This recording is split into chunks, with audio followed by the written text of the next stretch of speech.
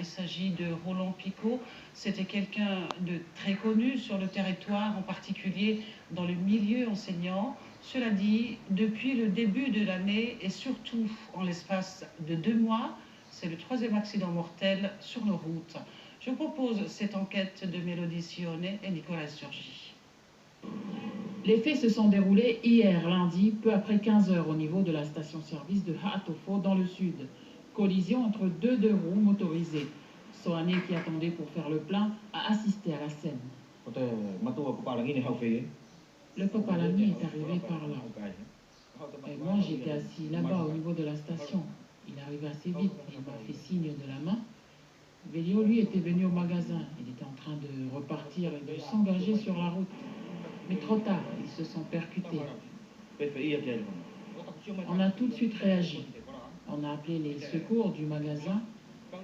Et moi, je suis vite venu voir le monsieur. Il était blessé à la tête. Et ça avait vraiment l'air très grave. Une enquête est en cours. Les témoins ont été auditionnés. D'après la gendarmerie, le responsable de l'accident est hospitalisé. Il souffre d'une fracture. Il sera entendu dans les prochains jours. Le commandant Pascal Zwiek en appelle au bon sens des automobilistes. Le port du casque n'est pas obligatoire aujourd'hui, mais aujourd'hui, choisir de rouler sans casque, cela équivaut à jouer à la roulette russe. Il y a un danger de mort évident, je veux dire, à rouler sans le port du casque. Les actions classiques que l'on mène actuellement sur le terrain pour essayer d'améliorer la sécurité routière.